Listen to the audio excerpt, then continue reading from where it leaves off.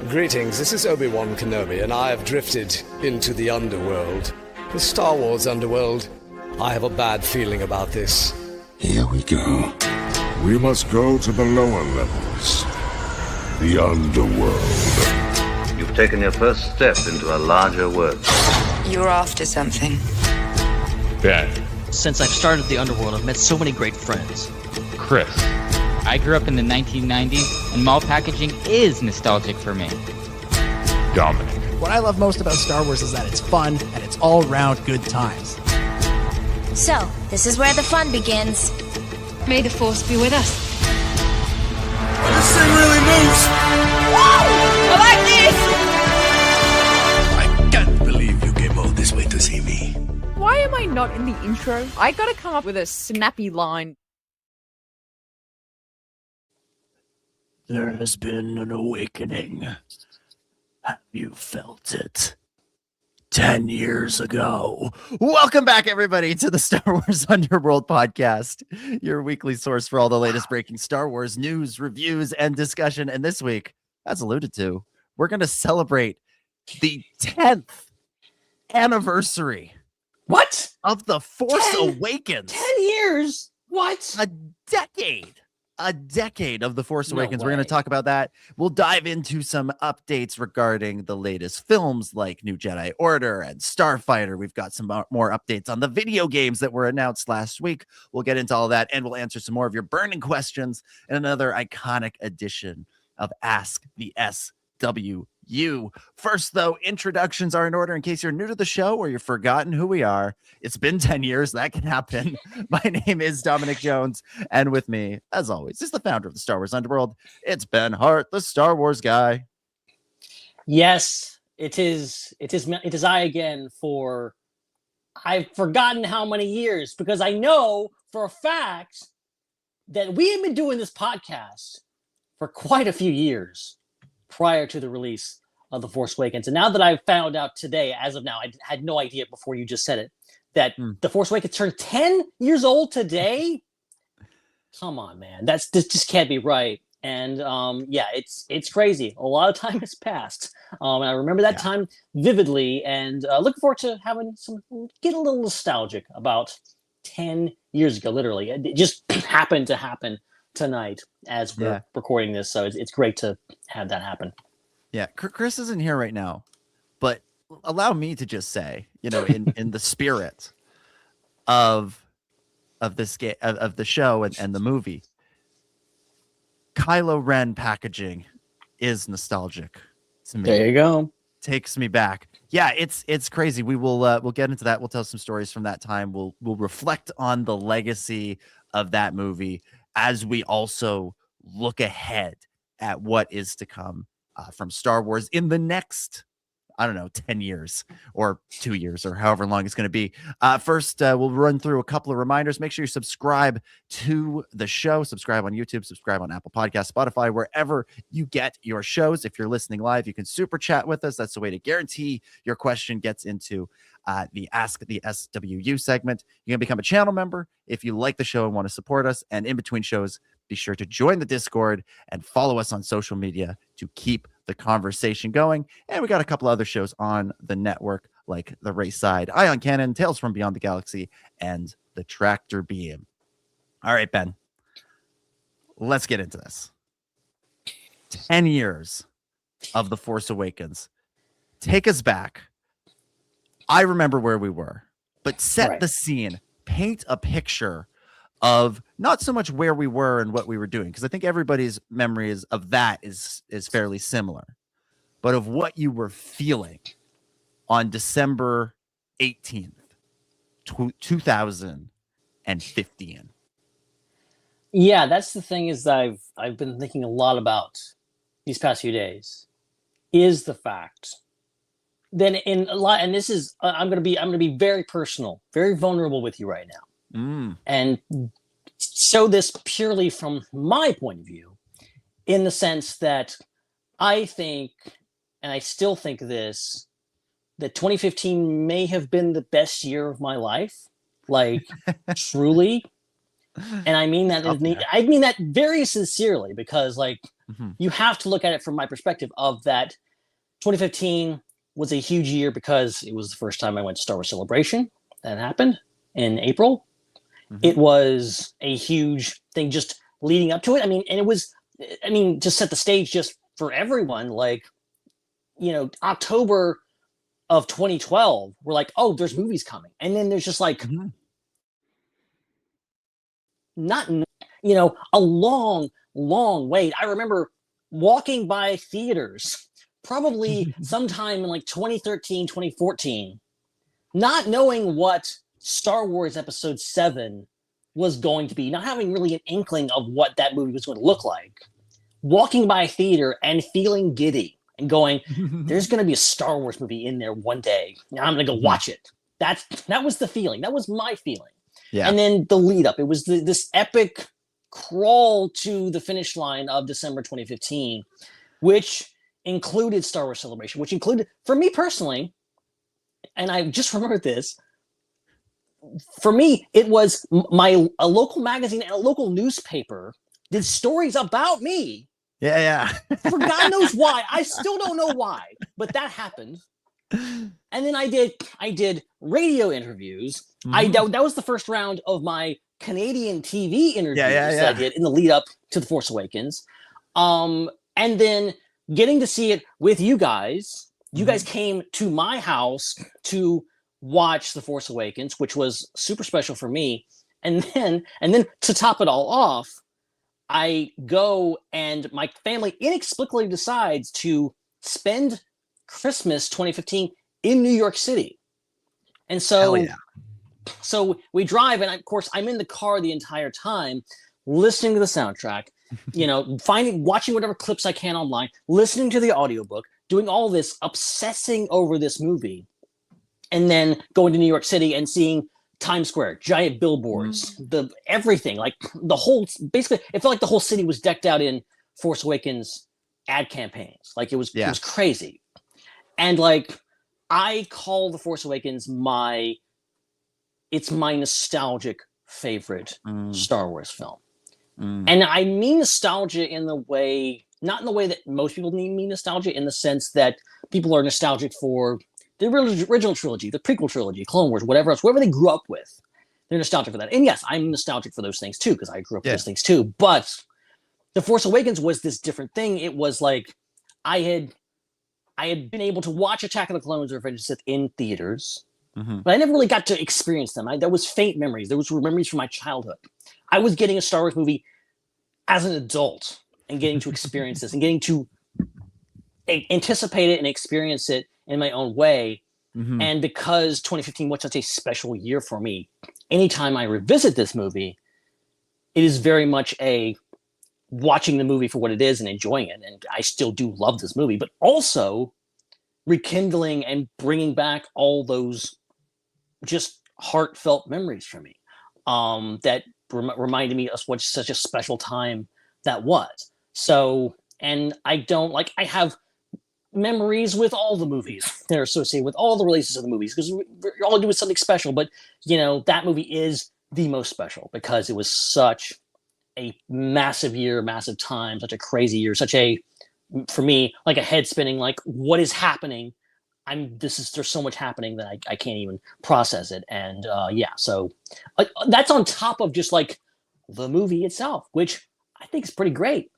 Yeah. We're going to talk about the movie itself in a minute, but I want to just sort of jump on what you're saying about, like, I was reflecting on this for my Substack this week of like, what do I think about most when I think about 10 years of The Force Awakens, when I think about that time when that movie was coming out, it was just the most fun. There was a sense of anticipation. There was a sense of excitement. There was a sense of like going home, but also starting something new. Like that's this weird tightrope that only that movie really could walk of, you know, Star Wars is back. It's been 10 years since Revenge of the Sith, but also Mark Harrison and Carrie are back. It's been 30 something years since Return of the Jedi. So it's this homecoming for them, but there's also the promise of what's coming next, both with the new characters of the sequel trilogy and just the whole concept of the franchise was changing at the time. The concept of Star Wars was changing from this, once in a while thing. There'll be a sort of a 6-year period with a movie every 3 years in it, and then it goes away, to what we have now, which is a constant thing of maybe even overdoing it with movies and shows and everything all the time. But there's this feeling of fun and anticipation, and everybody was excited. There were some people who were being cynical, but the cynicism really hadn't kicked in yet. It was just kind of lively and exciting, and you felt like you were at a moment. I remember thinking about it at the time of like, I need to savor this moment because there will not be another moment like it.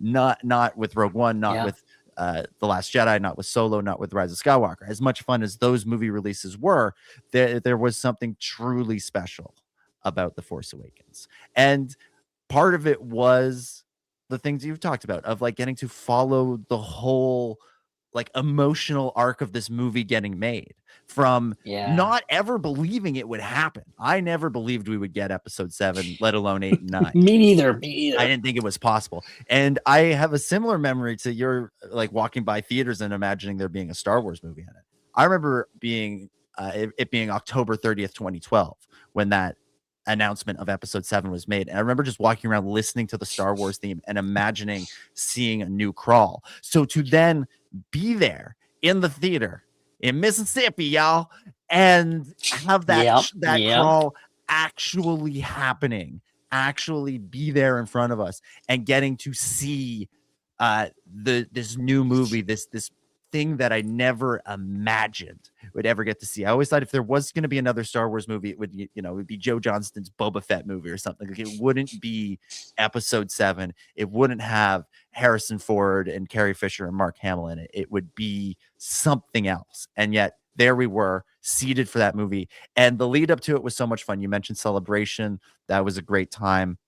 San Diego Comic-Con and D23 were also that summer, and they both were terrific, like, Star Wars experiences as well for folks that got to go to those and be part of that. But even if you weren't going to those events, just the day that, like, the trailer would come out, I remember it being, every time it happened, it was like an event.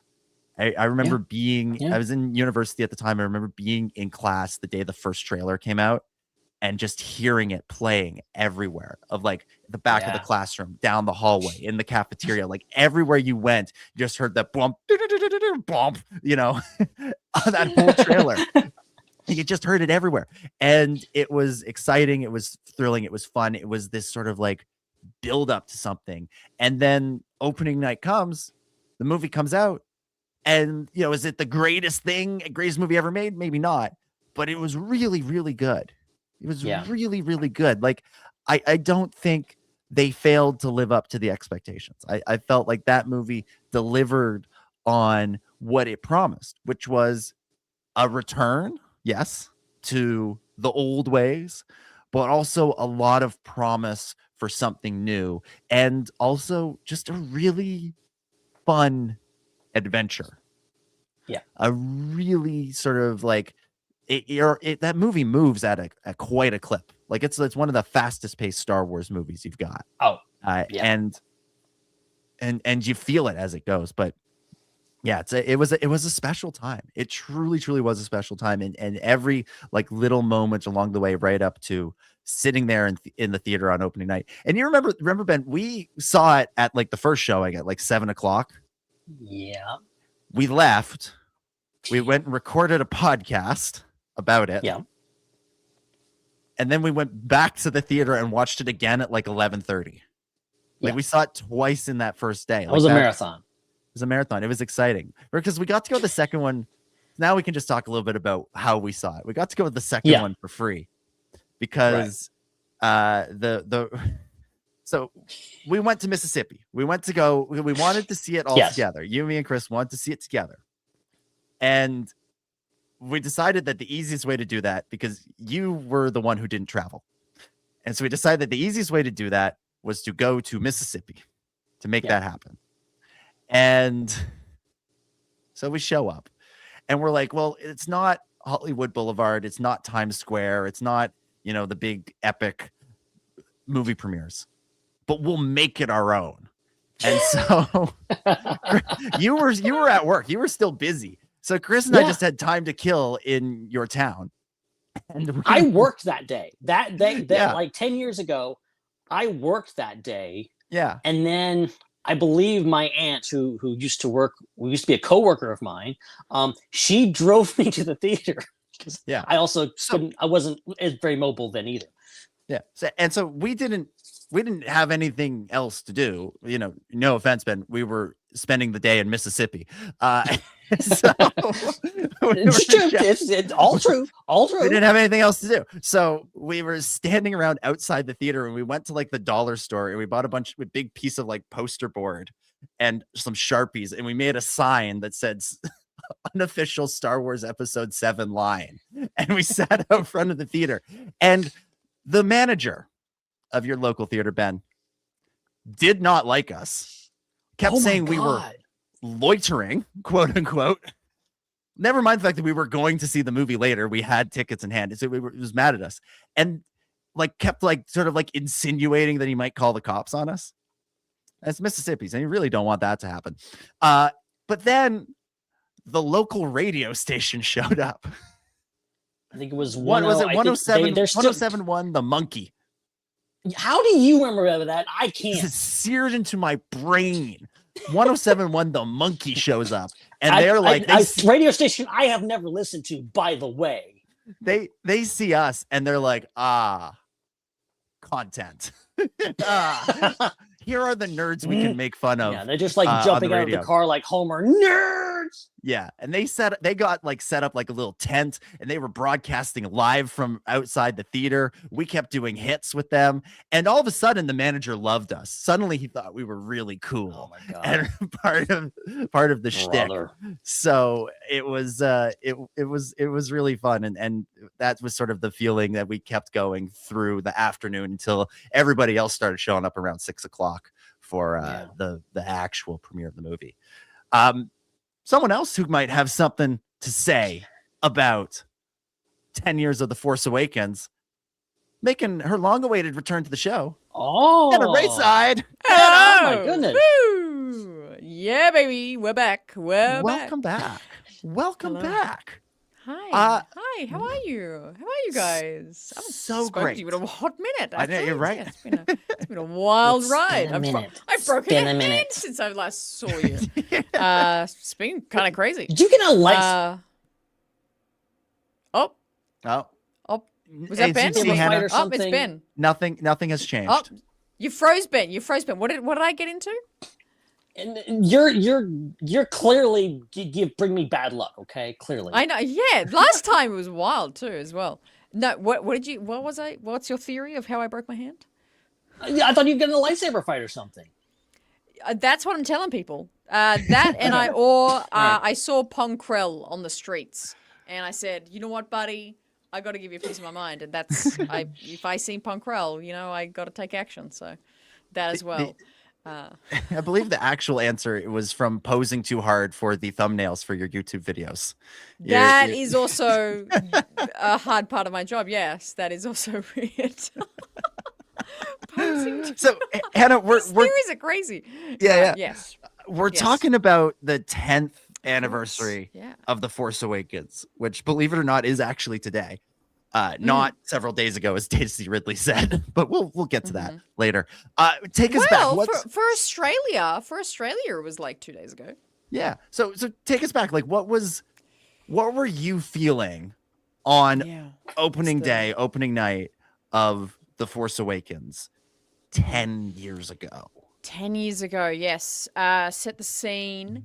I had just turned 15 years old, so I was in that like prime Me too. Teenage to the movies, with friends era. And I was very, very excited. And I had a thing in these days I absolutely relish and love. I had zero interaction with online Star Wars fans. I had no idea that like fandom existed online. A privilege.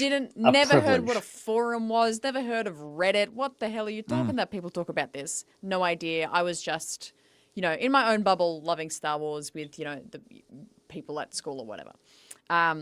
So going into Force Awakens, I think that was actually a fantastic way to be. All I had known about it was the teaser trailer and the trailer, which were fantastic trailers in their own right. And so I had a fantastic time watching Force Awakens, just in complete awe, in complete wonder of what it was. I was perfectly shocked and horrified at Han Solo dying.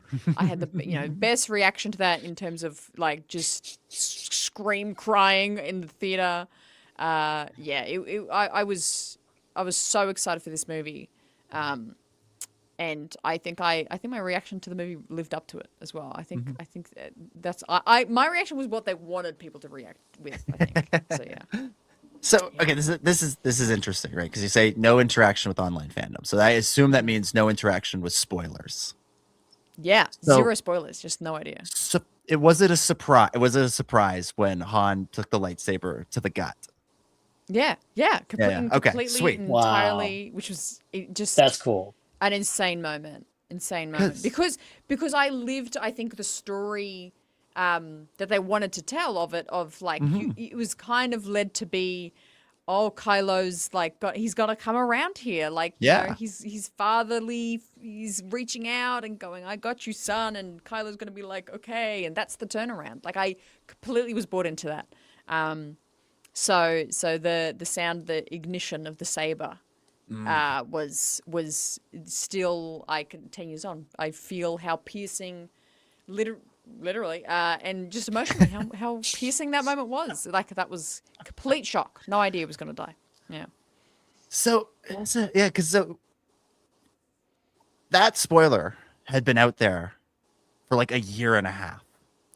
Unbelievable. So I didn't even know that now. That's crazy. Yeah. I didn't know how well known that was. That's nuts. We knew that this was a near certainty going into the movie. And I remember like watching the live stream of the premiere and seeing all the interviews with Harrison Ford and seeing him be like so like chipper and excited about Star Wars, and the opposite of what he had been for the last 30 years. And just feeling so sad because I'm like, it's never going to be this again. We're never going to get Harrison to be this happy. Why can't Harrison be this happy to talk about Han all the time? The one thing, and Ben, I don't know if you feel this way. The one thing that wasn't spoiled for me, the one and only thing, because like every beat in that movie made its way onto the internet at some point, except one thing: Kylo Ren's real name.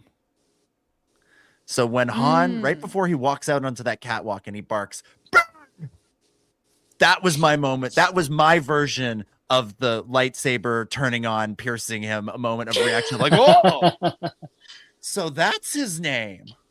They named him Ben. How interesting. And then, there was, and that's the weird thing about this movie is the fact that there's so many things that we knew going in that I knew. Like my reaction to the bridge scene was just like me going like wincing and cringing, being like, oh, I don't want to watch. I don't want to watch. I don't want to watch. I don't want to watch. Yeah. Like that. It's about to happen. Then, there was other moments.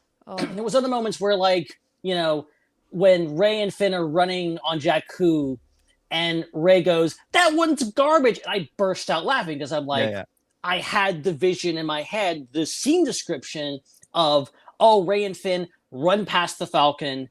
And then the ship blows up and they go back to the Falcon. And we'd already played out the podcast. So, that was funny. And then just the whole thing with like Kylo reading her mind and then going. And I'm like, oh. We'll never know. We'll never know what Kylo was reading in her mind. What was it? We'll never know what Ben's reaction was. The island. What is it? Is it? Does the Wi-Fi in Mississippi not connect to Australia? Is that what's happening? Is it only when I'm in here? That's hilarious. I think that's it. It's too far away. It's just too far away. Can't do it. Yeah, Dan Grievous in the live chat here. Somebody even hacked Wikipedia back in the day and made the spoiler front and center on every page. That's a Han. I remember that the still image of Han with the lightsaber through his back was everywhere because people suck. Like that's the thing. Yeah, we knew the spoiler. We wanted to know the spoiler, and we did talk about it on the show. But we went to like great pains to make sure that if you didn't want to know it, it wouldn't be there. You wouldn't know it. So if it's, I like spoilers. I like that they exist. I want them to be out there for people to read and talk about. But I also want people who don't want them to have that sort of like firewall of not seeing them. Yeah. I do think the era of the 2010s and specifically like 2015 was a real sort of great year for that because obviously it was this new era of like social media being such a thing. Facebook, Instagram, Twitter, like that's all a go now. Like most people are on that, but it wasn't to the level of today where it's like, you know, anyone of any age is on it. It was very much like, you know, late teens and older, I felt like were really proficient in it. And I felt like there was just less sort of social media literacy in terms of like, you know, I felt like I had Instagram and Facebook at the time, but it's like because I wasn't following like anything specific, like it's not like it just recommends and try and puts it in your feed anyway. So it's like, yeah, I'm like, how did I avoid that so well? Like I just never had heard anything from it. So crazy. I want to share one thing, just as we're obviously talking all about this, that like a memory of the storyline that in hindsight was nothing, but at the time I was like, I gotta work this out. What is this Easter egg? Surely, and again, coming from the context of like not knowing how any of this works, that it's just new Star Wars. In my mind, it's a new Star Wars movie, so it's got like every detail has to connect to something we've seen before. So you think about the opening of Force Awakens. It's Poe and Lor San Tekka on that planet, and you know the landing scene, that whole sequence. I remember like during the scene, but then also even after the movie. At 3 a.m. because we saw the midnight release of it at 3 a.m. outside the movie theater, just being like, maybe that old guy, Lor San Tekka, maybe that old guy was like someone's dad, like from the Clone Wars. Maybe it was this Clone Wars character, maybe, and thinking like Lor San Tekka was this massive connection point that we should know who this guy is. And I was just so hellbent on like, who's Lor San Tekka? And in hindsight, it's like he was just the guy that just happened to have this thing. He just had that thing. Max von Sydow is the key to all of this. My favorite fake rumor about The Force Awakens was that Max von Sydow was playing Boba Fett in the movie. That's who he was. That's one that sticks in my head. But yeah, I kind of had a similar reaction to that character. Even though he died, I was like, oh, this is going to be a character that comes back in some way. Not necessarily like in episode 8 who's alive, but like he'll play into one of the other movies or he'll factor into the books or something. Like he'll show up in Rebels, like something like that. And I remember like describing this after the second screening that we went to with the radio station. Because they gave us the free tickets to the second screening. That was the point of that story earlier. I don't know if I ever made that point, but that was the point of that story. And I remember discussing it with the guy who was like the lead producer for the day or the field producer for the day. And I'm like, yeah, like I'm sure they have like big plans for that character. And he's like, but he's dead. What else could they do with him? I was like, oh, right. Not everybody else thinks about this the same way that I do. But like, there were some things in Force Awakens where I was like, surely this is being set up to like be filled in later movies and shows that like just never got picked up on. Like the relationship between Maz and Han, I'm like, that feels like fodder for the Han Solo movie. And like Maz Kanata could not be further from Solo if she tried.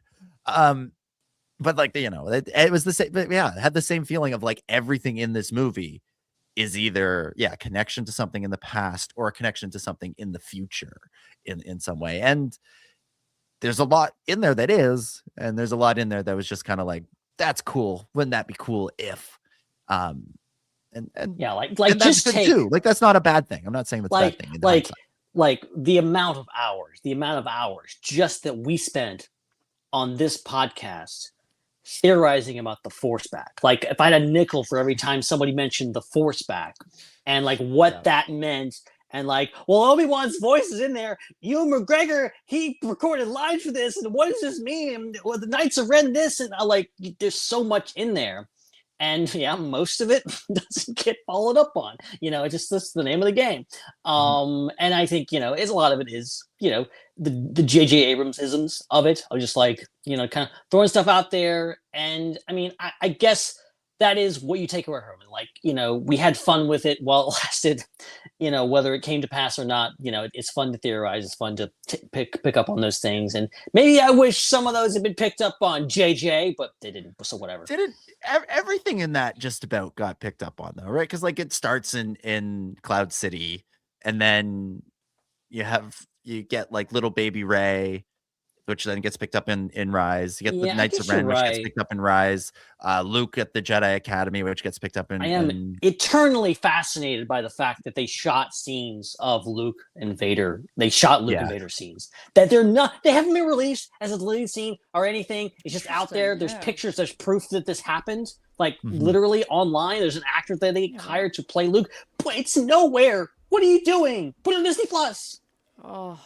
The Seriously, Lucasfilm files must just crazy. This goes into Chris's crackpot theory that like George Lucas has like all these movies filmed and they're gonna release once he dies. Like, you know, he has a clause that his wife can just like press like upload on YouTube. It's like a big red button that Melody Hobson will just hit one day, and there'll be like 7 George movies out there. Yeah, it's wild. To that. So with that now, like the benefit of hindsight of 10 years later and knowing everything that has happened since, what is our feeling on The Force Awakens? What is our feeling on that movie and its place in the larger, you know, tapestry that is Star Wars? Hannah, I'll throw it to you first.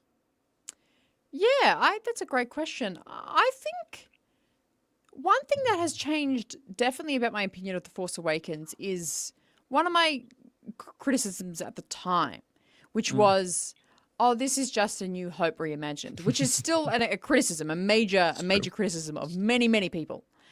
And in hindsight, I actually think that was the right decision to make it fairly similar of a blueprint to keep and to start a revitalization of the story, to bring us back in. This is what we're going for. This is the hero's journey. This is, you know, in a fantastical galaxy where anything, you know, happens. I think as a setup, that was actually a correct thing to do.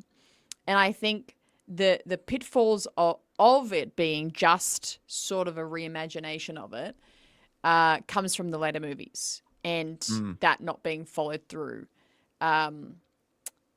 So what was the question? On hindsight. Yeah, I think for me, that's one thing I've sort of changed my mind about with The Force Awakens. That's what I'll put down first. Yeah, it kind of, the movie has this weird, it is very nostalgic for the past. 100%, yeah. And I almost wonder if they did this by accident. They to justify its level of nostalgia for the past, they had to come up with some of the most like tragic backstories for what happened between Return of the Jedi and Force Awakens. And there's a way of looking at Force Awakens where it is the most depressing movie you've ever heard of. Because think about where we last saw Luke, Han, and Leia at the end of Return of the Jedi. They're clapping and dancing with the Ewoks on Endor. They're having a great time. It's the best day of all of their lives. And we pick up with them 30 years later. And they've all like regressed as characters because of this massive tragedy that happened to them in between movies. So, the nostalgia wants Han to be a smuggler. He can't have grown and evolved into some new role within the New Republic or just in life. Nostalgia dictates that he be a smuggler. Well, the only way for him to go back to being a smuggler is for him to leave the life he was promised at the end of Return of the Jedi behind. So what would make him do that? Tragedy. His son falls to the dark side, massacres a bunch of people, and is now terrorizing the galaxy, representing like a Neo version of the thing that Han spent a good part of his life fighting against. Same thing with Leia. Like, Leia's version, is a little bit more like, you can see that being like, she would wind up there eventually. She stays in politics. She stays in public service. But even then, she's not loving it. She's by herself. She's lost all the people around her. She's back to being alone, right? Like Leia at the beginning of A New Hope is alone, and she loses her family when her planet blows up, and she gains in that movie with Luke and Han, and they're both gone because this tragedy that affected them all has left them scarred to the point where they don't know what to do. And Luke, again, he's our hero. He is our like beacon of light. He's run away. And people hammer The Last Jedi for that plot point. Yeah. But that comes from Force Awakens. That comes from those scenes on the Millennium Falcon where Han is explaining to Rey and Finn what happened. Like, there's such like a sadness and a like a really like dark backstory that exists in this movie to justify going back to the nostalgia. It's why I think it works a lot better than some of the other nostalgia fests of other Star Wars projects, which can still be a lot of fun. Like, again, I don't mean to be a hater. It can still be a lot of fun, but like, I think it works better in this movie because it's almost like you're not thinking this when you're watching the movie for the first time. We're watching the movie for the first time. You're going, look at Han and Chewie on an adventure. God, it's fun. Like, you're getting the nostalgia hits. But when you think about it later, it's like, that shouldn't be. Han shouldn't still be like stuck between two gangs that he's swindled at this point in his life. That's actually, like, when you think about it, it's actually really sad that this 70-year-old man, this guy who should be retired, hanging out with like his grandkids, is like begging these two gangs to not murder him. That's actually sad. Like that is a tragedy. And again, Leia spent her whole life fighting against the Empire, only to then spend her twilight years doing the same thing. Luke is hiding. Dude who went in to face Darth Vader and the Emperor by himself is hiding. Like, it's sad. It's really, really sad. And then the new characters too. Like, they're supposed to be our beacons of light. Rey is, and this is not like a criticism of the character. This is a description of the character. Delusional. She is staying home. She refuses to go out and do anything with her life because she's convinced that her family will come back. Her family who left her as a child. Whatever the backstory for that winds up being, the fact that her family left her alone as a child is a tragedy. And she's like, as this young person who should be going out into the world and doing things, staying home because she's so deluded herself into believing they'll come back and rescue her. Finn has had his whole life stolen from him to become a stormtrooper, and he runs away, which is good. That kicks the story into gear. But he is so freaked out, he's so traumatized by his experiences that he doesn't want to fight. He just wants to keep running, right? Like, get to Maz's castle and he's hanging out with the Crimson Corsair and the peg leg dude, and he's saying, like, get me to the Outer Rim. I need to get as far away from this as possible. Like, even they are sad. And again, Kylo Ren, here's the guy, who had all these like wonderful heroes that we all like grew up being inspired by, and Luke, Han, and Leia, they were right there for him. And who's he inspired by? Darth Vader and the Emperor. Like, that's who he's chosen to follow. This is like, this is the, progressive parent having a child who's, into, a Trump supporter, like all that's like that's where you've wound up, and so it's interesting starting places for all those journeys. Again, like this is not a criticism.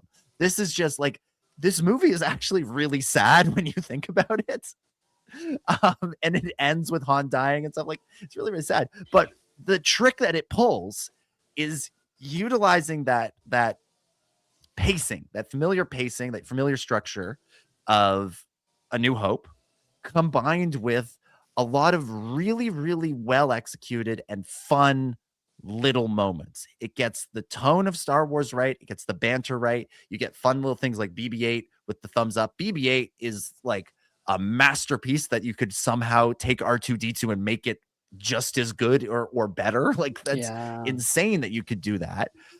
And these characters, they do go on this journey and they do wind up with hope at the end, despite how terrible things go for them in the movie.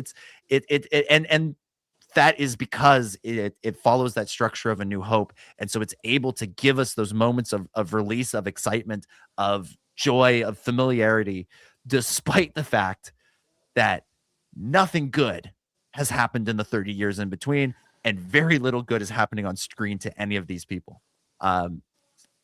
It's a really strange trick that they pulled off, and I sort of think they did it by accident, but that doesn't make it any less impressive. The fact that they did it makes that movie really, really good, and it's why, despite my frustration with nostalgia stuff, this movie is like way up there in my like favorite Star Wars movies. Like it's definitely upper half, if not like top 3. Like it's really, really fun, and really, really good, and really, really layered and deep.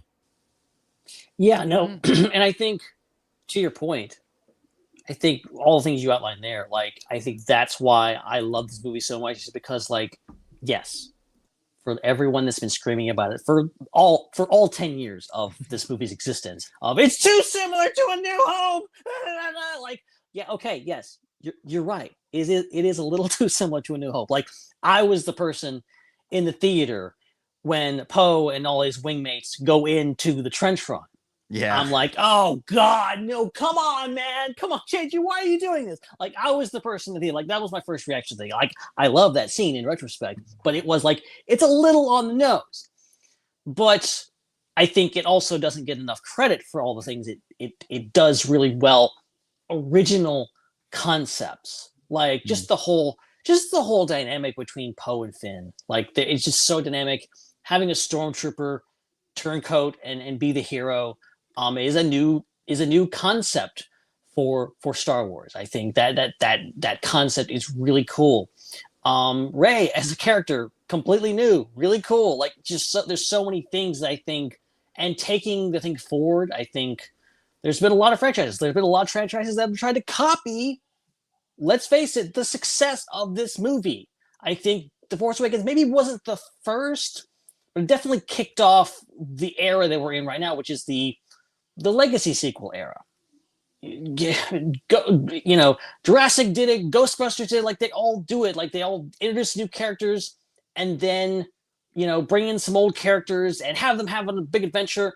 I think few have really done the work and done it as well as Force Awakens did. And I think the easy thing to do, I think a lot of fans, especially, I've seen your fan art. I know what you wanted. from the sequel trilogy. I think a lot of you would have just wanted skip all the first half of this movie and just go directly to the Resistance base. And it's Han and Leia and Chewie and Luke and Lando. They're all hanging out together. They're having a big, good old time. And then they're just going to go off on an adventure and defeat all the bad guys. Like, that's the movie that maybe a lot of people, if they were in the writer's chair, would have written.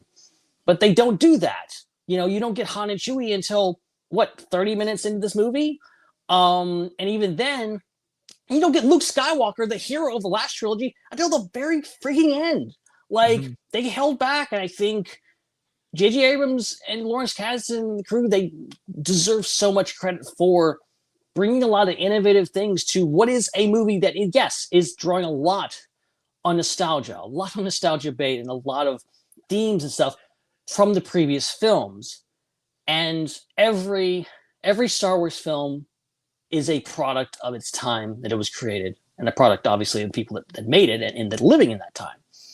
I think Force Awakens, there was a lot of drama. Speaking of fandom drama, like the whole thing with real sets, practical effects. We made fun of that ad nauseum. And yes, it was very cringeworthy at the time. It was borderline maddening at the time. They shot in a desert, Ben. I remember being the prequels definitely did not shoot in a desert. We have no evidence. There's no footage of Hayden Christensen, Jake Lloyd, Liam Neeson, Ewan McGregor. None of them were ever in a desert. Damn it! Nobody had ever shot a freaking movie in a desert before. Force Awakens is the first movie to do it, man. But like, it was a reflection of the climate at the time, good or bad, right or wrong. There was a lot of people that did not like the prequels. There was a lot of people that were sour on Star Wars as a whole. I think that it went from like pre-2012 people kind of being like, George Lucas is crazy, he doesn't know what he's doing, and Star Wars is kind of crap, to we don't like Disney either and they're going to screw it up. And I think there was a lot of writing on this movie, and it could have been a situation where this movie didn't work. Not saying that it would have screwed up everything, but I think it would have been a different vibe had Force Awakens not landed as well as it did and given the audience, most of the audience, pretty much what they wanted. I think a lot of that has to do with nostalgia and things. And right or wrong, their approach was in like the behind the scenes, whatever you want to throw at it. Force Awakens did the work. It brought the fandom together, at least for a moment, so people started complaining again, and like really made a movie that was a crowd pleaser that was able to build upon. Because I think we'd had Rebels, we'd had comics and stuff like that pre 2015, but I think Force Awakens was that big splash of what is Star Wars going to be? What's the future of Star Wars going to be? What does Disney Star Wars look like? What is Kathleen Kennedy's, J.J. Abrams? What is Star Wars without George Lucas? What does that look like? Yeah. Well, Force Awakens was that. And interestingly, like Force Awakens is kind of the last movie that has, I think, a direct tie to George that you can sort of follow it back. Right. Because Abrams and Kasdan wrote the final script, but they wrote that final script based on story treatments and early drafts, which were written by Michael Arndt, which they worked very closely with Michael Arndt. But Michael Arndt started working on this movie before they did. Michael Arndt started working on this movie with George Lucas. So you went from George to Michael to Larry and JJ. So like there is a through line there from George. And I wonder if that's why, despite all the trappings of nostalgia, which we do know that George was not a fan of, he may have thought the movie was, technically fine, but he's described it as a movie for the fans, which is not the sort of thing he likes to make. Tells you something about George. I do think you have that little bit of a through line there, why it feels a little bit deeper than just another regular legacy sequel that you sometimes run into. But it's good stuff. Yeah, and just to jump on here as well of the battle of nostalgia that comes into this movie has. And I think you sort of touched on it just before as well, of it's so much about the context and the year this came out and when it came out. It goes so much into this movie because say, Star Wars had been dormant for the past 15 years and we hadn't had anything and Disney only acquired Star Wars now and they made the exact same movie and Force Awakens came out right now as is. I don't think it would be half as successful as it was. Honestly, no. I don't think it would have been. I think there was so much to the context of the film industry that Star Wars is so closely. The second you start talking about the state of the film industry, you have to involve Star Wars at some point. Whether you reference George Lucas as a filmmaker or you reference the lineage of Star Wars and what that symbolizes, it's so interesting. So, yeah, I think also the context for me is so big for Force Awakens' success. And I think it almost, if I should use a very Star Warsy word, shrouds anyone ever, actually, anyone ever being able to fully, judge this movie for what it is and, like, evaluate the movie for what it is. Because so much of the equation is context nostalgia, not even within the movie, but for us now, like, and when it came out and what it stood for, it had so much more meaning than any other movie I found. Yeah. It's a big thing. Yeah. It was, like we've said, it was a moment in time, the release of this movie. It was a special thing that, like, look, I cannot wait for The Mandalorian and Grogu to come out. I cannot wait for Starfighter to come out. It's going to be a lot of fun when those movies comes out. And sorry to anyone that did not get to experience The Force Awakens coming out, that the lead up to it. Ain't going to be as good. It's going to be good, and you're going to have fun. It's not going to be as good as that, which is like, that was how part of the reason I was so excited for Force Awakens was that I felt like I had missed out on The Phantom Menace, right? Like I had felt like I would hear from older fans at the time, like, what it was like, the anticipation in May 1999 to see that movie. And now I was like, oh, this is my chance to experience it. And I got to experience it, and I'm forever grateful for it. And, the fact that Star Wars is so ever present now means that we'll probably won't get something like that ever again. Yeah. It's like, and the fact is, like, nobody here, young or old, right now, has ever lived in a time in the past 10 years where they thought, oh, we're never going to get any more Star Wars movies. Star Wars is dead. Star Wars is over. Whatever else. Like, the things that we were told, that we believed. Or sometimes I was worried. That 2005 to 2012 era of, well, Star Wars is over, basically. Yeah. We're never going to get any more movies. Like, believing that with all your heart, so much so that I delusionally told myself I didn't want any more Star Wars movies. I was fine with George just going off and doing TV shows or whatever else. I mean, he's like, yeah, 6 movies, that's enough. That's fine. That's plenty, George. You didn't need any more. There was a TMZ clip from around that time of like late 2011, I think, or maybe early 2012. And like the paparazzi ambushes George outside his car, and they're like, George, tell us, when are you gonna make Star Wars Episode 7? And George goes, never. Or like the Daily Show interview. It was literally like during. I'm sorry, George, I love you, but you bastard, you SOB, you're out there on live TV. Jon Stewart's like, so is there going to be any more Star Wars movies? Or he's like talking about Red Tails, whatever. Yeah, they're talking about Red Tails. This is going to be the closest you're ever get to a Star Wars movie. He's out there talking to Mark, Carey, and Harrison. He's planning the sequel trilogy himself, lying to the public, telling them that there will be no more Star Wars movies. George, like, mad genius. George Lucas is the embodiment of the ethical liar. Because we only forgive you because you allowed it to happen, okay? Because we got it. That's the only reason we forgive you, George. His lies don't hurt anybody. He just comes out there. He comes out there and just says stuff sometimes, like, yeah, I'm not making another movie. Meanwhile, he's writing it back home. He'll say things about he'll even say things about the old movies that are like demonstrably false if you trace them back. Like, yeah, Darth Vader was always supposed to be Luke's father. No, he wasn't. He came up with that during the writing of the 3rd draft of The Empire Strikes Back. Like, we can trace that back. You can tell me it was otherwise, but like, your notes exist.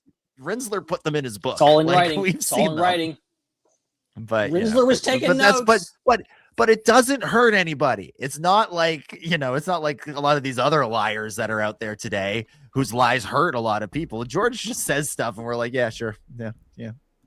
You don't care about what's going on with Star Wars currently. Sure. Yeah, no, you don't. You don't secretly have your own version that you'd love to have been made instead. Anyway, love George. Love George. Iconic. We've gotten a couple of super chats I think are fun and related to what we're talking about. So we'll jump to those right now. Travis Mitchell drops this. Ben, you were talking about how important the release of Episode 7 was to you, and you said very relatable, Ben. Part of why this trilogy is special for me is it's the first one I was alive to see in its entirety in theaters. I will say that's something I share as well. I was technically alive to see the prequels in theaters, but I only saw Revenge of the Sith. And this was the only one that, like, yeah, from the moment it was announced that episode 7, 8, 9 were happening to, you know, the last screening of Rise of Skywalker was there for every moment, every, you know, step along that journey. Yeah, and you, I mean, as prequel fans, as millennials, like we grew up hearing stories of that, hearing stories of like, oh, I went to the midnight screening, like, oh, I went to one of my friends to the midnight screening of, you know, Phantom Menace or whatever else, and I was like, oh, I was like 8 years old. I wasn't going with my friends with anywhere, much less to the theater. Like, you know, like that was thing going way back to 1977 and all the hoopla there, and like, especially Force Awakens was comparable to the Phantom Menace and A New Hope in regards to like the hype level, how big it was, how big of a deal it was, how much we knew deep down, like how special it was, and that it wouldn't happen again, just based on what we would know would happen, even though we didn't know what would happen. But it's basically happened the way we thought, which is like we're getting Star Wars all the time now, and it's you know, it's not this thing where it's not a rare thing anymore. Yeah, it's true. It's true. Questions along those lines. We got another super chat from Joel. Who says, do you think Star Wars can ever recapture the magic of this time again, or was this a once in a lifetime moment? I mean, look, there were people that lived through the magic of May 1977, May 1999, and December 2015. So I hesitate to say it's once in a lifetime, because a lifetime, you know, is a long time, and lots of people experienced all three of those sort of once in a lifetime moments. But I don't think you can quite recapture this specific concoction. I think there can be moments that are equally special in their own way. If you know if the stars align and everything sort of goes right with production on movies and the right ideas that relate to the right audiences that come out at the right time, I do think you can get something like that. I think we got, you know, it's maybe not the same in the sense that it didn't capture the audience or the general public the way Force Awakens did, but like, you know, you got something pretty special with Andor this year, right? Like that right. Show, it hit a lot of the right beats at the right moment for a lot of people. And so I think you're going to get a lot of other special moments and a lot of other things that are different and evoke similar emotions. But in terms of repeating this specifically, ooh, that's going to be tough. Not saying it's not possible, but it's going to be tough. Oh yeah. Like, you know, ultimately you can, like, I'm not going to say Star Wars is not going to have big moments in the future, even if we keep going the way things are going. Like, obviously things like Andor was a huge cultural moment. Like, it wasn't a movie premiere, but like, it was huge. It was like huge. People are still talking about things. Like, that was a huge, I think, pinnacle moment for Star Wars, even in the midst of all these other pinnacle moments.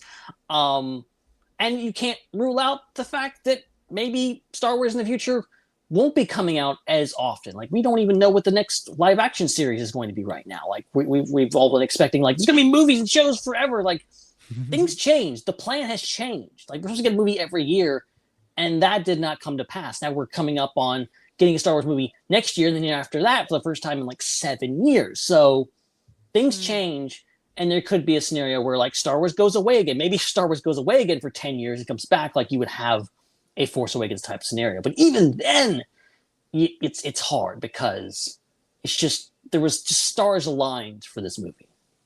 Yeah. Definitely. Yeah, I think the expectation and what was before it and going into it is different. Where the sort of what's the word? Sort of landscape of fans are different now, I think, for Star Wars. But then I don't think that's a bad thing, because then you get different sorts of moments. So because I look at the Ahsoka show, not necessarily the premiere, but I think the Anakin thing. I think for Star Wars fans was there was a certain magic around that hadn't happened in other sorts of shows yet. That was so prevalent and so widespread that I thought worked really well. And then I think I don't think we're going to get it again blatantly, but I think there'll be similar times where magical, just wonderful moments that the fans love will arise again. I definitely think those types of moments will keep reoccurring. Yeah. 100%. Yeah. 100%.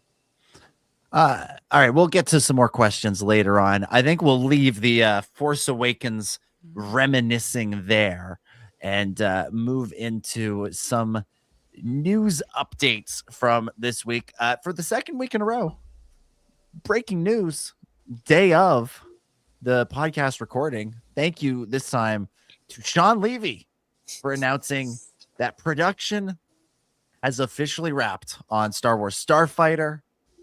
He posted a picture of himself on a very interesting looking set here. Wall running on a set that looks very, I'm going to say THX 1138. Like if you've seen the, George's first movie, that was my first thought when I saw this, is it kind of captures that feeling. And if he's running on the wall, I imagine Ryan Gosling or someone else in the cast will also be running along the wall, which is pretty fun too. I also got People Mover at Disneyland vibes, weirdly. that was my first thought. Yeah, why not? Yeah, I kind of thought it kind of looks like some sort of like monorail tunnel or something, some sort of something. Yeah, I'm curious if is this a built set, or could this be like a real location that they're shooting at? Yeah, I suspect it's probably a set, but you never know. You never can be totally sure with these things until we find out later. Can we all put our bets in to what you just said before, Dom, of who's going to be running through this tunnel here? What character? Sure. It's going to be Matt Smith. Matt Smith is my guess. He's going to have to run through this. Okay. Ben, who do you think? Which actor do you think is running through this? I want to say Ryan Gosling, but I'll say God, what's her name? The villain. Amy Adams. Yeah, let's go with Amy that. Adams. Go with Amy. Go with Amy Adams. Go Amy. And Mara Jade running down this this weird hallway. Maybe there's gravity shenanigans. Maybe there's gonna be wall running gravity shenanigans. Who knows? I mean, I said it before. It's definitely Ryan Gosling. I know that's the safe bet. That's but it's gonna be him. It's gonna be him. At Kitus 0809 in the chat says Sean Levy wants to tell us that Cal Kestis is in this movie. For all you Jedi Knight fans, yes, Jedi Survivor, the wall running, yes. Oh my Fallen Order fans out there, getting Cal Kestis in there. Oh, it's perfect timing for the Star Wars Starfighter tie-in video game. Bring that back, guys. There you go. Now, the one thing that is kind of interesting is this movie is done shooting, almost 18 months before it comes out. Like the post-production time. Is that quick? That's long. That's a long post-production era, or post-production. VFX artists are just kicking back, going filming this is good. Yeah, it does feel a little bit short on the in terms of how long they spent filming. I mean, when did they start? They started in the fall. Yeah, that was quick. I feel like it was August. I think it was August they started. Yeah, that's quick. I think this is the strategy with this. I think getting directors that know what they're doing and can be economical, and do a quick movie and under budget and do it right and do something that's going to be a crowd pleaser. I think this is the thing. I think this tracks with Favreau. I think this tracks with Sean Levy. I think this is healthy.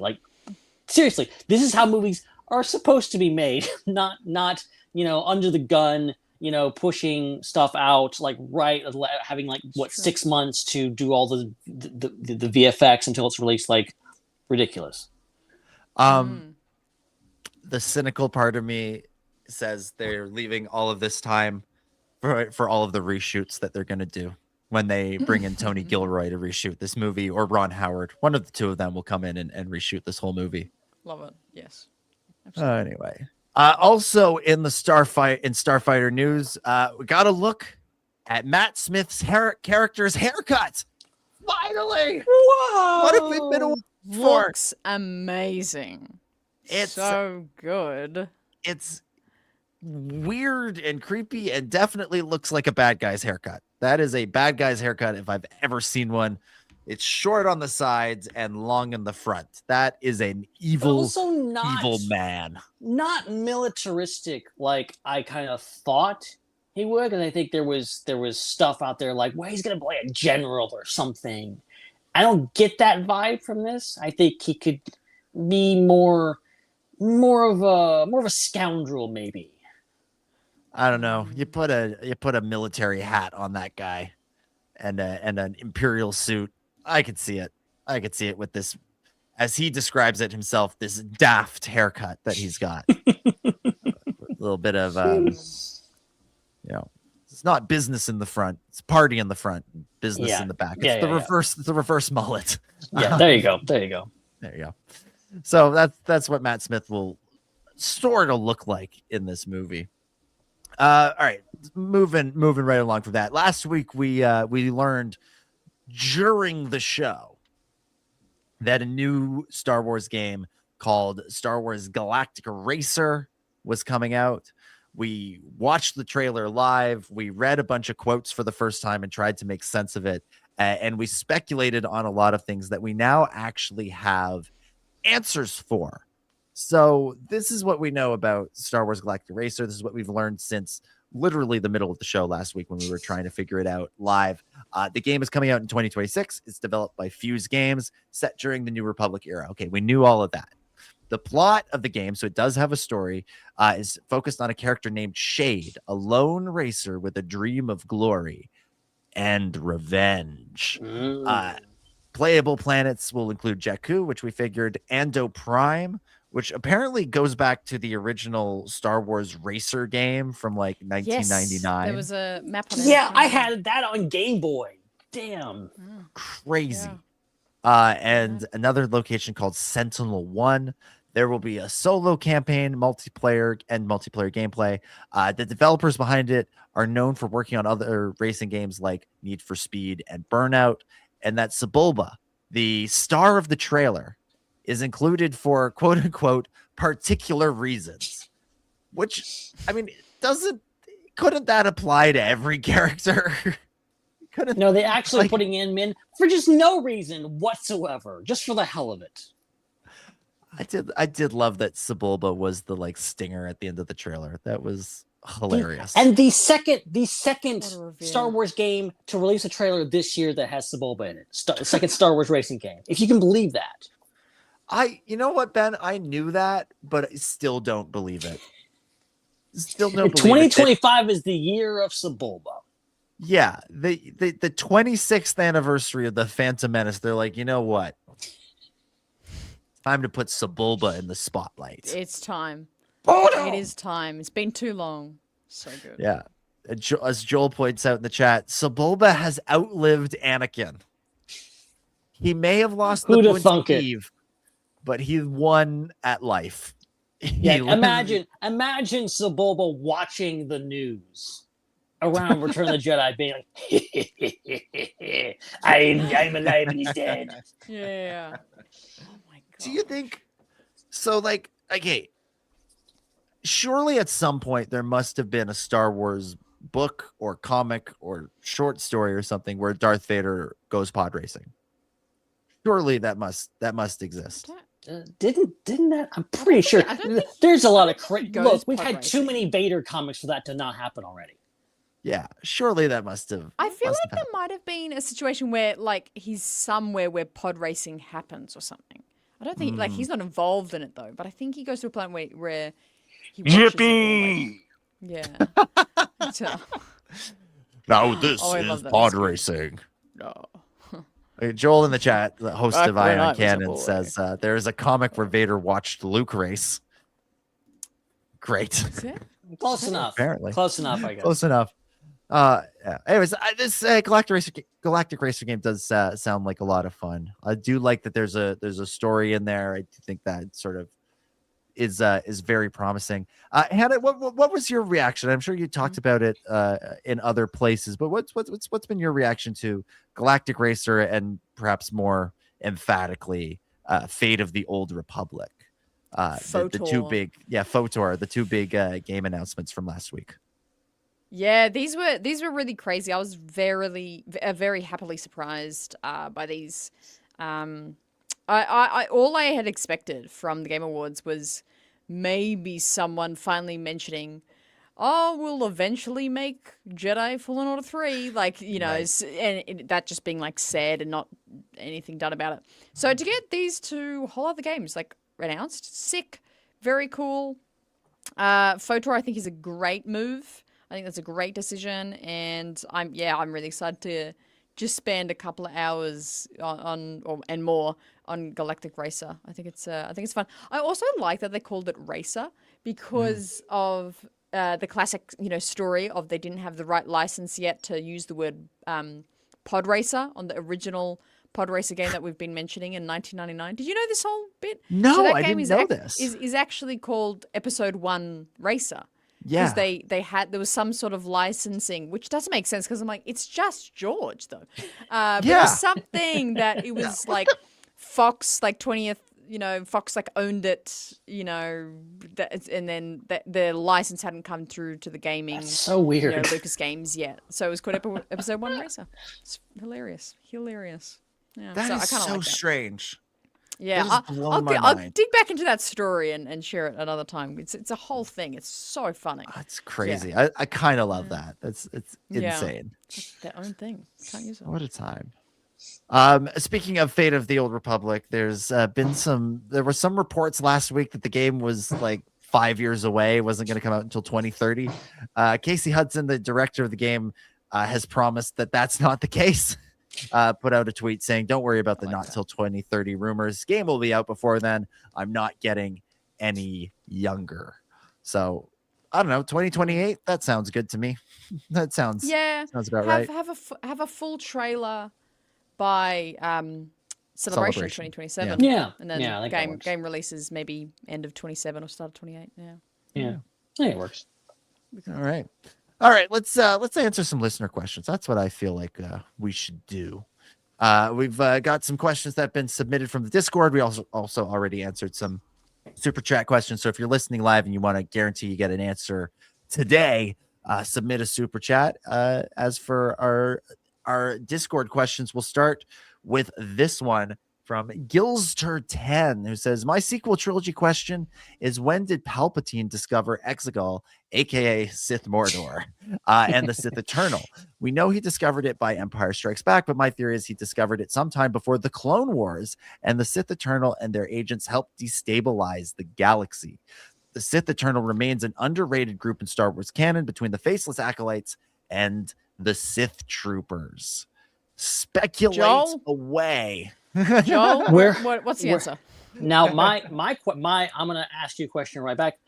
Why are we assuming that Palpatine discovered it? Why are we assuming that he ever that maybe the Sith never lost it? It was always a thing that got passed along to Sith, or maybe something Darth Plagueis knew about, or going back to Chimere's age. Like, it was always something they had in their back pocket that they were working on for a very long time. So I think there's every possibility that there will be a book or a comic that comes along the line that tells how Palpatine found it.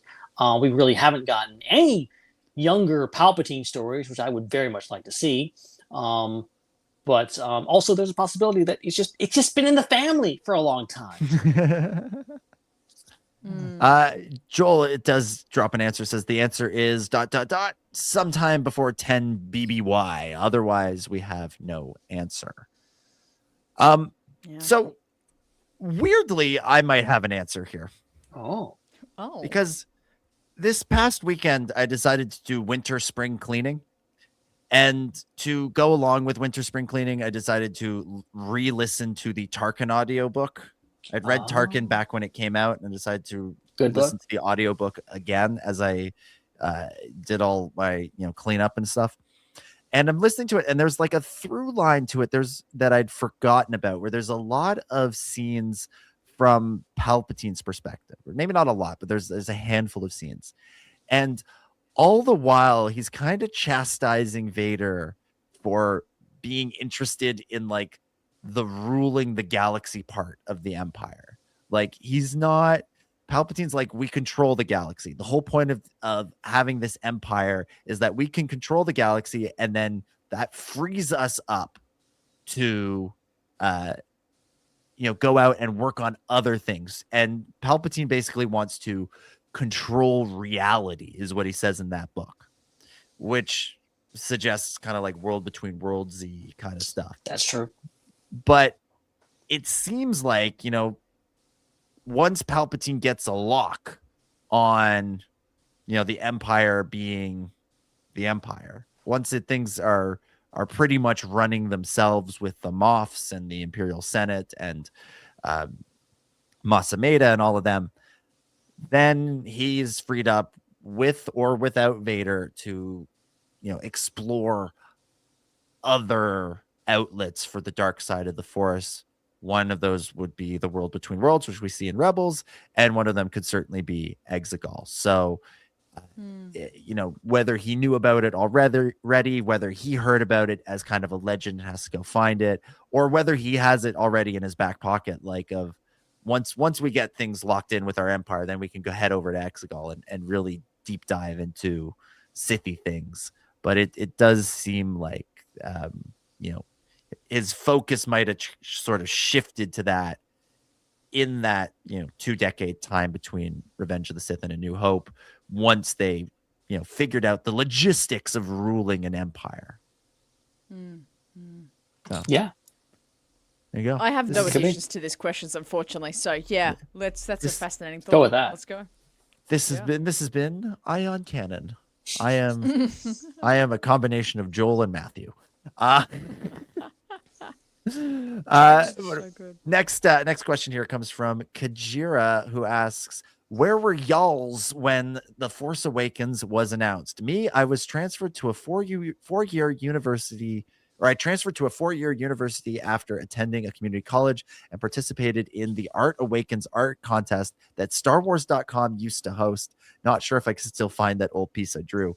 Also, just a comment, I'm grateful that the Star Wars films have more underrated actors and actresses for their films. It truly launched the careers of Daisy Ridley and John Boyega.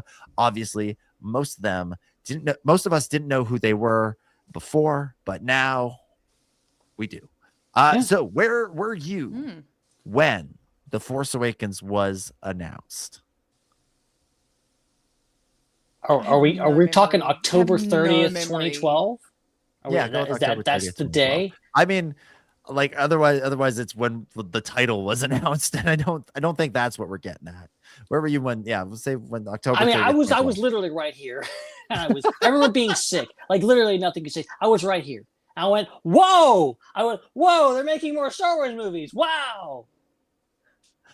Yeah, Hannah, wow. You have no memory. I have no memory. I have no memory. I would have been 12. Like I just would have had no maybe access to the family computer, and I don't know. I don't know if I would have seen it anywhere there. So I would have. I think I actually probably found out about it honestly by the teaser trailer. That was like the year before. I probably only found out about it then because I was so not. That's the weird thing. I was 12. I was it outside, wasn't like that announcement. Rocks or shit. I don't know. That announcement was like, it was huge, and like the news covered it. Like I remember being on like CNN, like it was huge news. Yeah. So like it was hard to avoid it. But if you're a little kid, you don't watch the news, so whatever. Yeah, it's like I don't know what's going on. I saved a couple of the front pages of a couple of Toronto newspapers from the next day because it was literally front page news. Like, wow. The front page of one of them was a picture of Yoda, and the other one was that picture of George and Bob Iger, where George just looks so sad and Iger looks so happy. So I think I've told this story before, but it's kind of a weird coincidence what happened. I was doing a gap year between high school and university at the time, and I was working and I had the day off from work, and so I went to the movies and I turned my phone off because I don't want to have my phone on during a movie. That's what you're supposed to do. And I found out when I left the movie theater and went on Facebook and started seeing all of the news and that everything that it was happening. Now, the weird sort of like, you know, coincidence of it all was the movie that I saw on October 30th, 2012, at the same time that this announcement was being made, was Looper, which is written and directed by Rian Johnson. That's really good. So as it was happening, I was watching a movie made by the guy who would make episode 8. So there it is. So weird. That's pretty freaky. I like that. Yeah, that's cool. that it's always that was one of those details that as soon as Ryan was rumored for episode 8, I was like, that's too weird. I can't. And I don't think it would have been. I don't think he would have been locked in at the time because JJ wasn't even locked in at the time. But like I was like, that's too weird. It's too weird that it's that guy.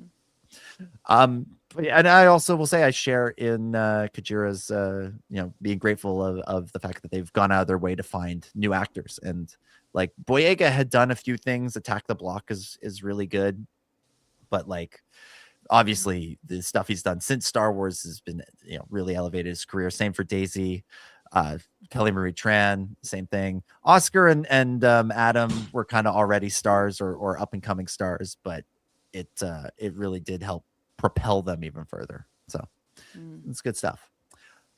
Joel Davis with a rare one sentence question. Not a paragraph in sight, Joel. He asks, what was your pre-Snoke as a Palpatine clone Snoke theory back in the day?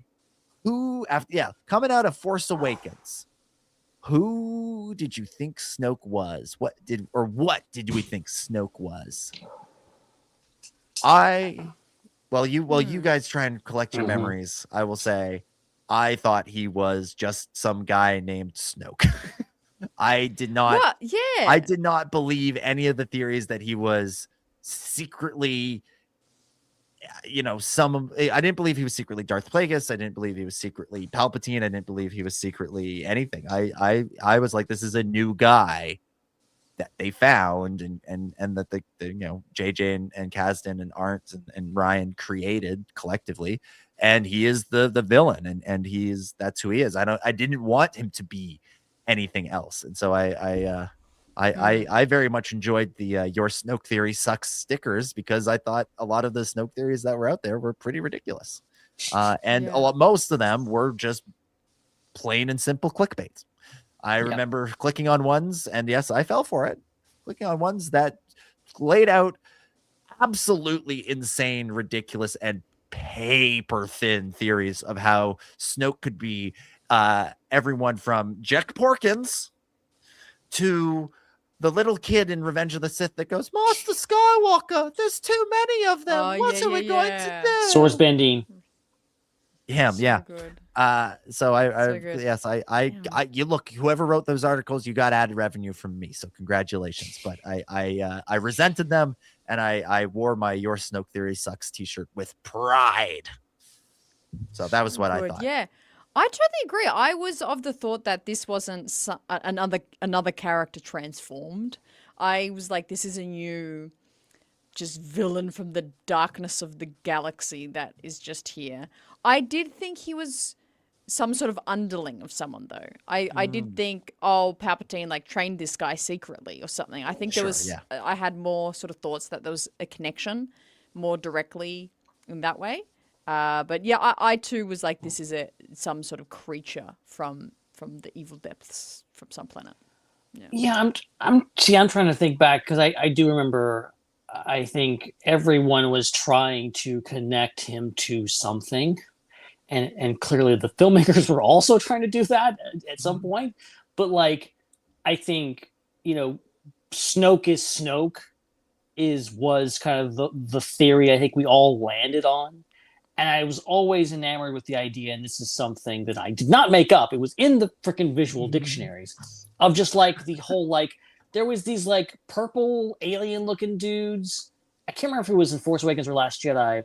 They're in the background, or like they didn't even show up in the movie, but like they're in there, and they're called like navigators, and like they have like there was this whole like mythology they put into the book about like they help them navigate the unknown regions or whatever else. I like the idea that seemed to be at that point, and maybe they were trying to push it that way because maybe that was the truth at the time that got upended by the Rise of Skywalker. but the idea that the what was left of the Empire had gone to the unknown regions and had been taken over by this dude Snoke, and had been transformed into the First Order, and they came back out as the First Order. And Snoke was just some alien dude from some other race who had come up and had taken control of the First Order, or what was left of the Empire. So I think I love that. That's great. See, I don't want to get too far, because I'll also start thinking, look, that sounds better than what we got. No, I'm not going to go there. Okay. But, Yeah, I liked when Snoke was Snoke and not Palpatine, but that's neither here nor there anymore. Good question, Joel. Appreciate that. Malcat asks, where did the First Order get their recruits? I mean, they stole them. That's kind of the thing, right? Isn't it? With Finn is they kidnap kids. Kidnapping-esque, yeah. Yeah. Yeah, I'm sure they probably have some sort of sign up. You probably, if you're like an adult, you could probably. Yeah. Well, yeah, and actually, again, weirdly, Star Wars Resistance gets into this, right? With Tam's character, like wanting to be an Imperial and going and basically getting herself recruited to the First Order. She even has the this was so 2018. She has the line of I just thought the First Order wanted to make the galaxy safe again. I was like, oh my god. Oh my god. Boy. It's right there. It's blatant. It's true. It's a correct comparison. But it's right there. It's very on the nose, very 2018. But yeah, I think that's the stories, that they stole them, they kidnapped them, and some people just went along with it because they had a different perspective on what the Empire was, and they didn't know the truth of how evil the Empire was. And if you read the what's that book series called? Servants of the Empire, which was a tie-in to Rebels series. Yeah. That also lays some groundwork for it with Brendol Hux. General Hux's dad is in that series, and they have some groundwork laid for what becomes the brainwashing of the First Order stormtroopers in there. And those are actually really good books, despite being like for 12-year-olds. Good question, Malcat. Much appreciated. Let's go to Dr. Hugh 17. Dr. Hugh 17 says, a trilogy of questions. Don't mind if I do. Dr. Hugh playing the role of Joel Davis this week with a long question. Dr. Hugh writes, question 1, what are your favorite things that came out of this, that came out during the sequel era? For me, the visual dictionaries, incredible cross sections, and art of books are great comfort material, while the Star Wars Poe Dameron is currently my favorite modern Star Wars comic series. Question 2, do you have any favorite shots from the sequel trilogy? The Starfighter pilot in me has a soft spot for anything that involves the Resistance fighter squadrons. And 3, what ships and or vehicles from the sequel trilogy could you see yourself using? Oh man. For starfighters, my picks would be anything that uses an astromech, namely a T-70 X-Wing, BTA-NR2 Y-Wing, and the D-Wing, the latter of which deserves more coverage beyond its Rise of Skywalker cameo. I would also be up for hijacking a First Order AT-ST or TIE Special Forces fighter any day. P.S. The overarching theme of my trilogy of questions ought to be an indicator that I will always be scum. Rebel scum. Yeah. All right. Question 1, right? Favorite thing that came out of the sequel era. So favorite sort of tie-in piece. Tie-in thing. I gotta say, there's some really great Lego sets that came out. There's some real good ones. The Force Awakens type Millennium Falcon Lego set is a classic. Ben, do you have that one? Why do I feel like you have that? Yeah, that's the one I have on my shelf is the Force Awakens version. Yeah. That's a great one. And there's some just like the BB-8 Lego set, and there's just a few that were just fantastic. So yeah, a few notable ones there for me. Yeah. Ben? Yeah, like I'm thinking collectibles. And he kind of stole my answer. Hugh kind of stole my answer with the visual dictionary because that's always a tradition. Get the visual dictionaries. Like I have all of those. Like I'm gonna get nothing else. It's gonna be the visual dictionaries. But aside from that, like Legos were great.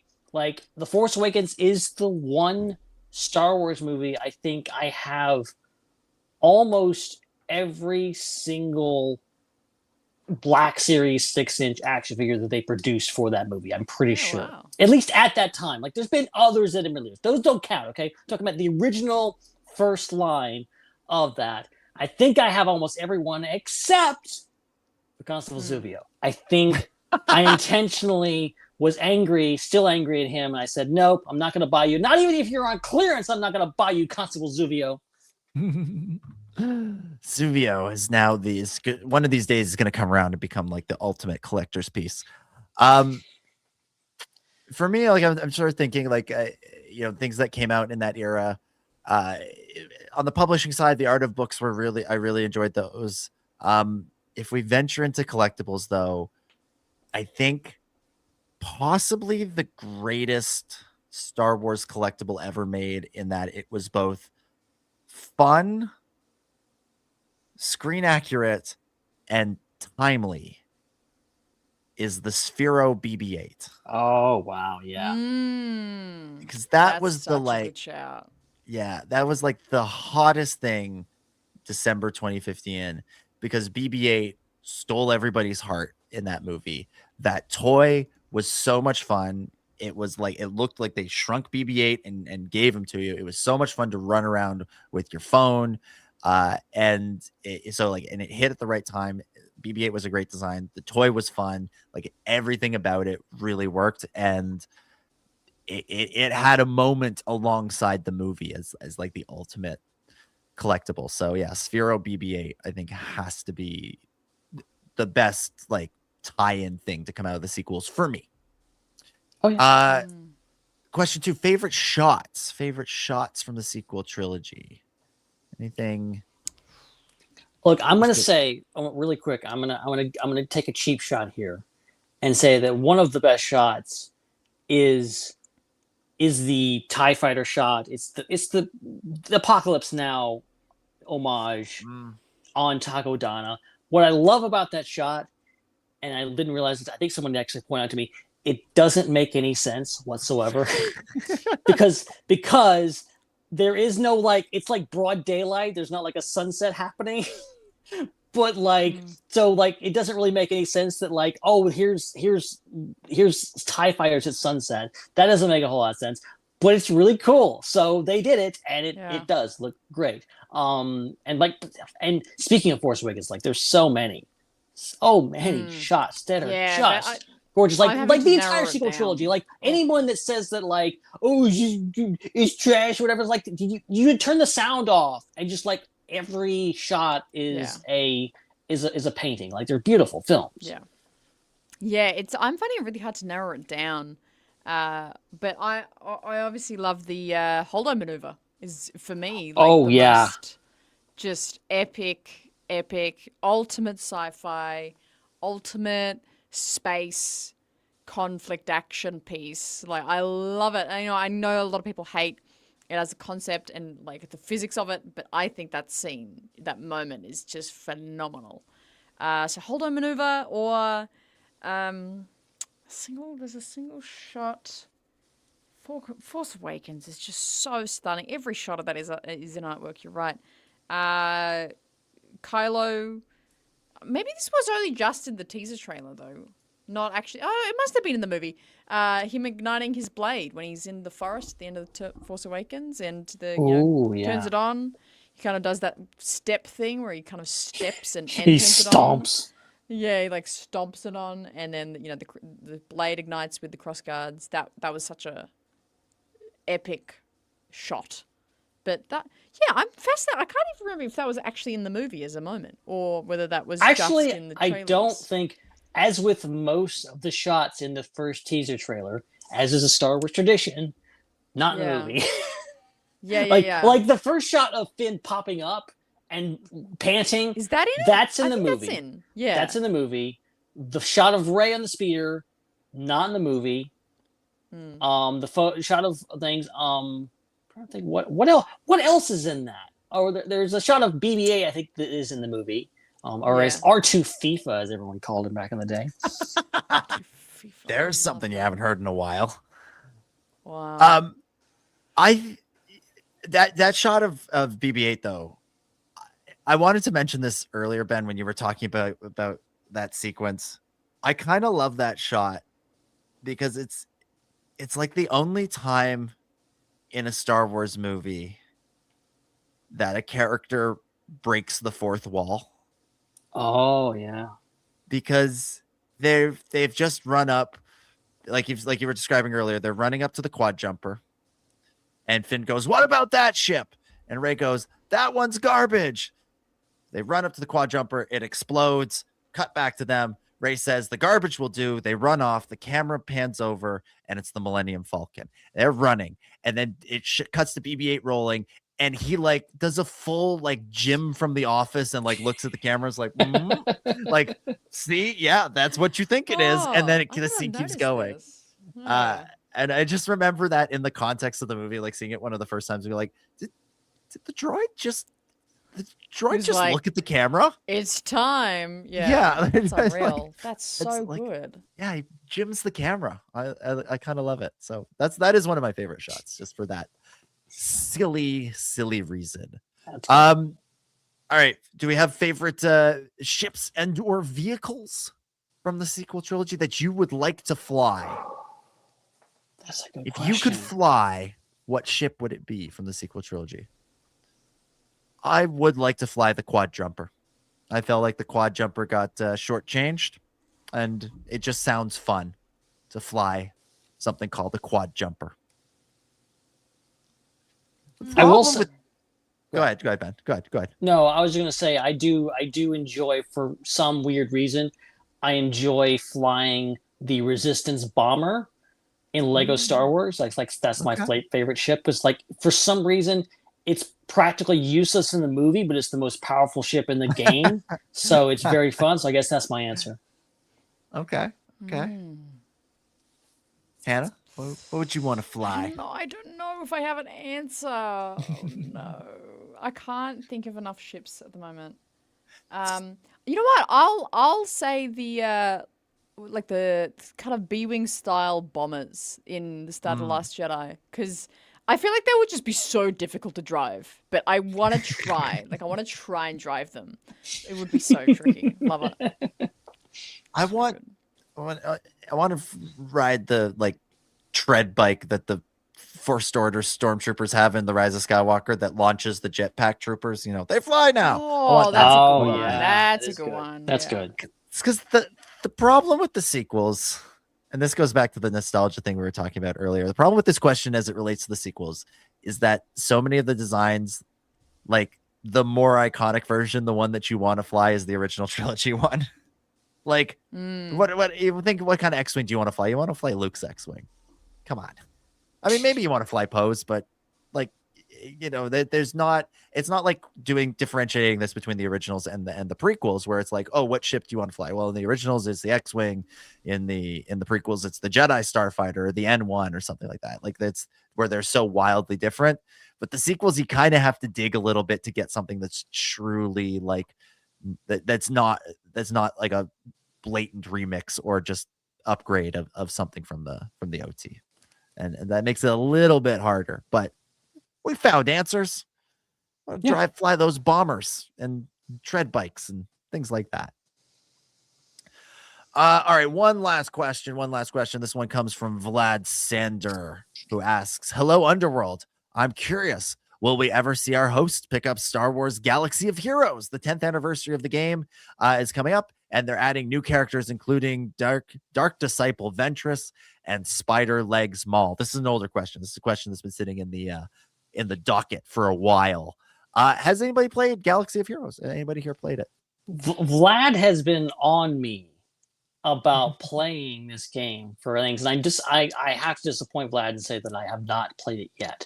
But maybe since the Christmas holidays are coming up, I really have no excuse but to try it. because it's one of those things that I'm like, that looks like fun. I should try it, and then I never do, like with most video games. So like I've spent so much money on video games that I have not touched. Okay, so much money. So this is not a dig against there's games that I've spent too much money on that are just sitting there that I haven't touched.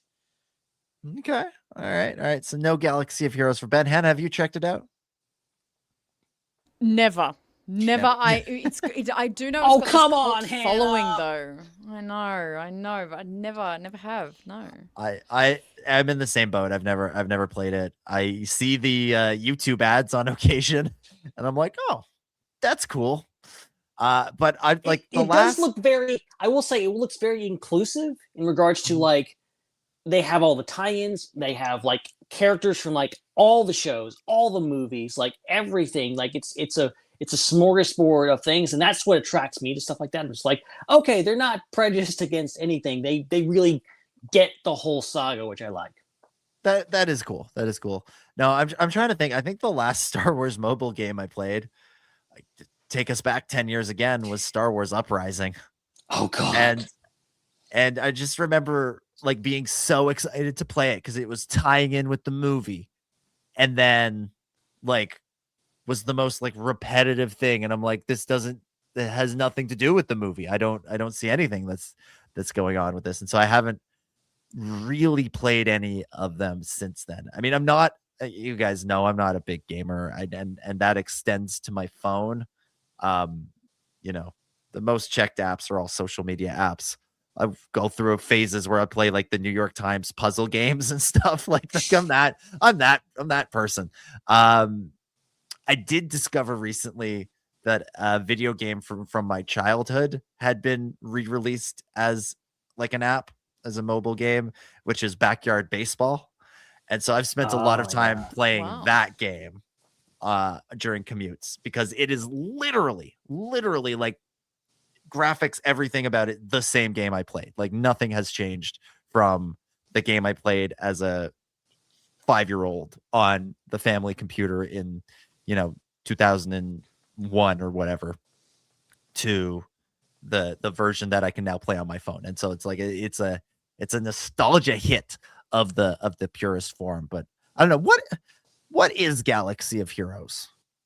Like, it's, from what I understand, it is a turn-based game where you have your, I guess, a selection of characters you can kind of go into battle with, and then you kind of like attack each other or whatever else. Kind of like I don't know, I could be way off base here. Maybe in the realm of like a D&D type of thing. Okay. There's Vlad is probably screaming at me. It's nothing like that. How dare you? Did you ever get into Star Wars Card Trader back in the day? See, that's another one that I like. I did get into it. I played it. I was kind of into it for a little bit, but then I just got off of it, and and then it's like they're releasing new stuff, and now they're coming out with another. Oh, it's still going. Yeah, well, as far as I know, Star Wars Card Trader is still a thing, but there's a new Star Wars card game, digital card game, I think, coming out at some point. They just announced this. Okay.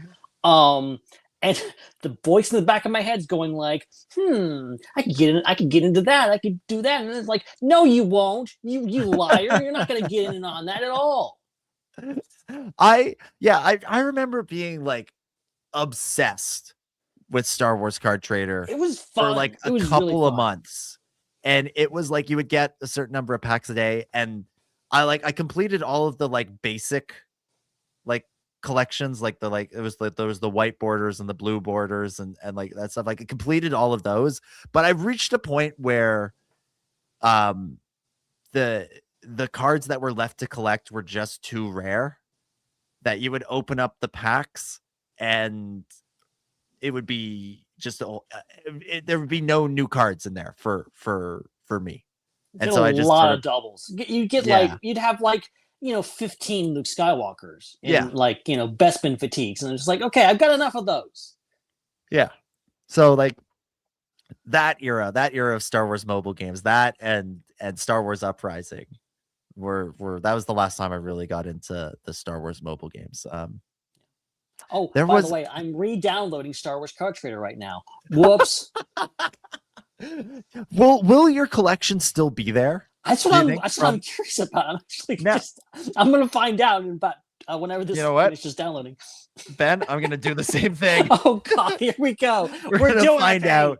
We're We're gonna find out live together. This show has stopped being. It's gonna ask me to log in, and I am not gonna remember my login, or This maybe show has it'll stopped- remember. The show is now just stopped being a show. It's now just us hanging out. We're just gonna start playing Star Wars Card Trader. Now it's downloading a thing, but like there are 2 or 3 different phones since I've used this app. There's no way it's gonna remember. But do you have the same like?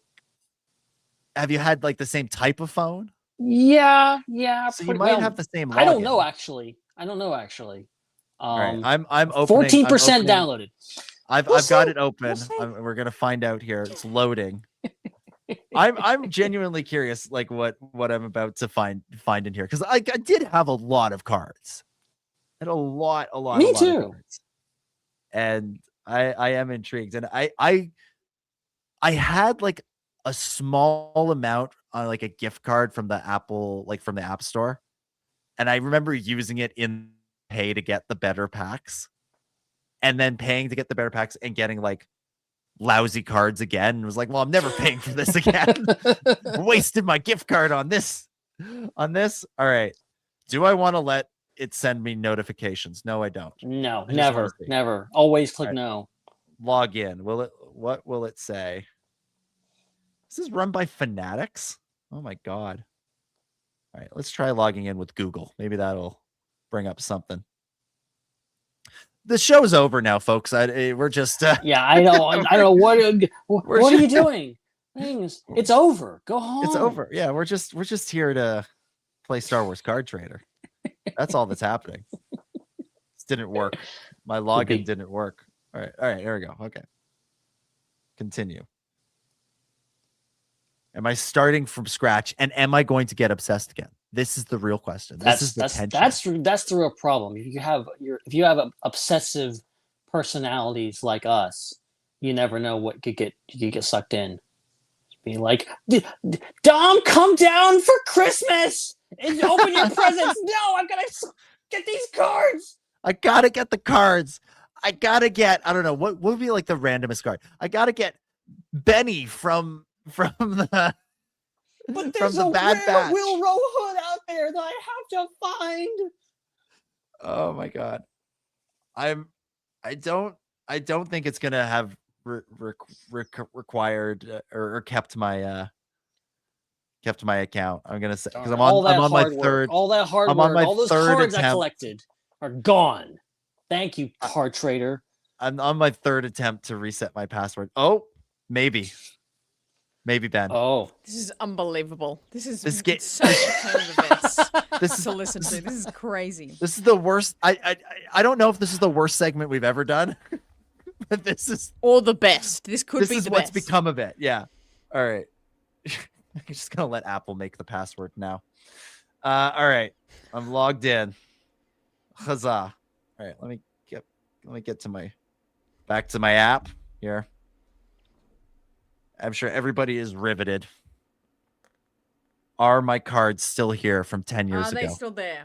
This is intriguing. This is what we're finding out. All right. Let's skip the tutorial. I don't need to play the tutorial. Maybe it's totally different. All right. Sign up. What are login, crystals? Okay. Lots changed. Updates to collection. Probably Press updated like 40 times. Since then. Okay. All cards. Nope. I'm gonna say all of my cards are not there. I don't have my cards. They're all gone. Look at this tragedy. Wow. When was the last time you opened this? Darn you, Tops. So long ago. Like genuinely. Like this is a different app than the one I remember. Like this is a whole ass different thing. What are crystals? Wow.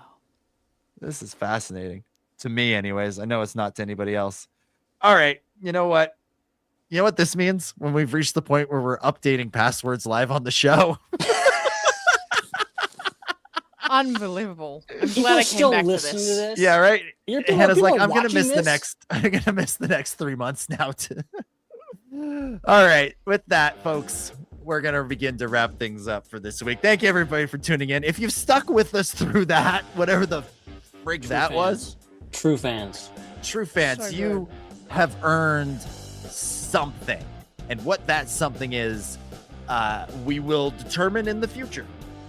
Ben will buy you something. He will get you something. He'll get you a card in Star Wars Card Trader.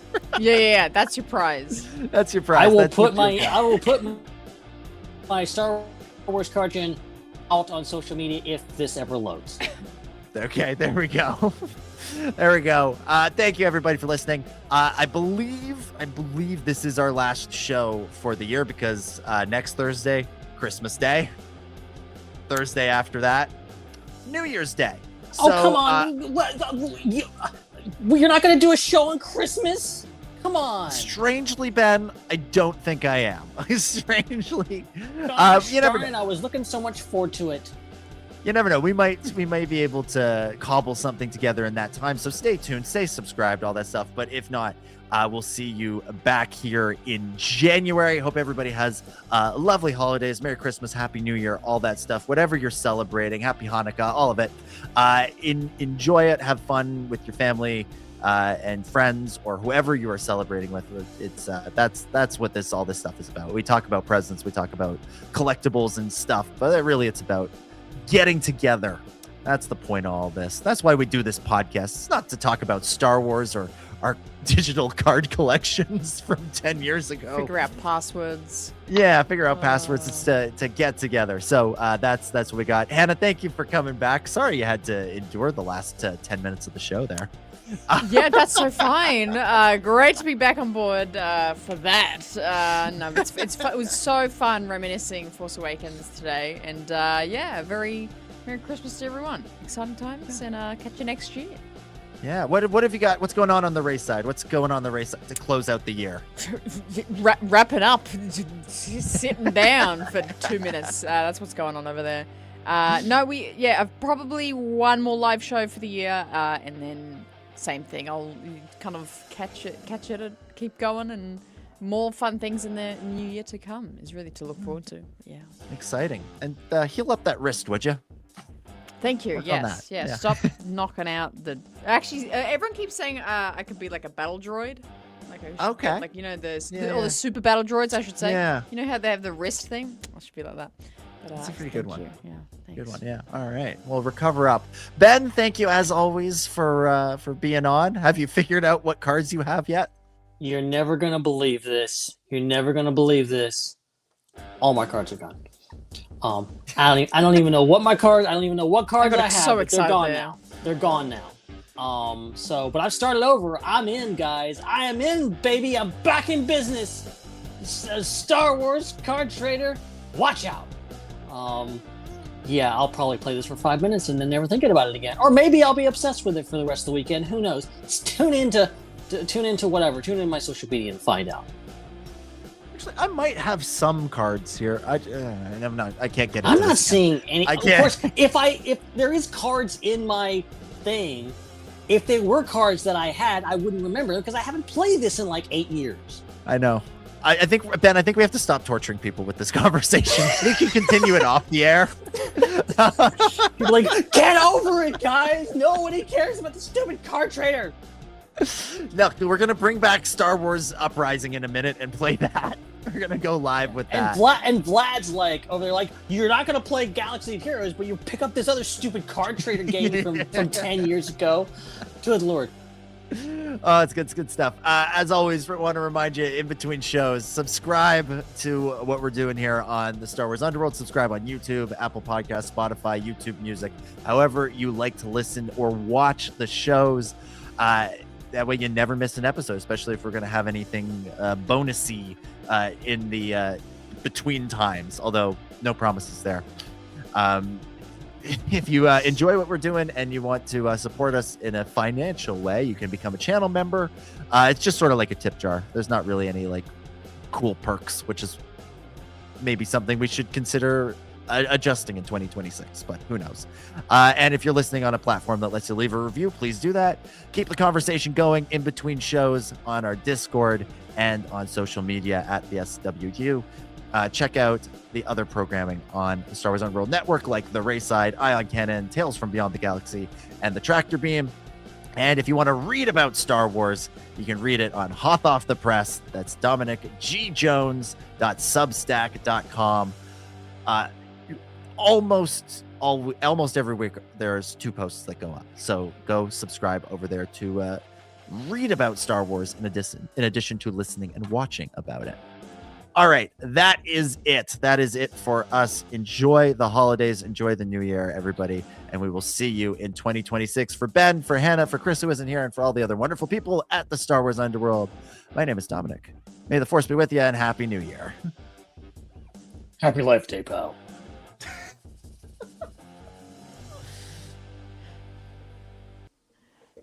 It's a wrap.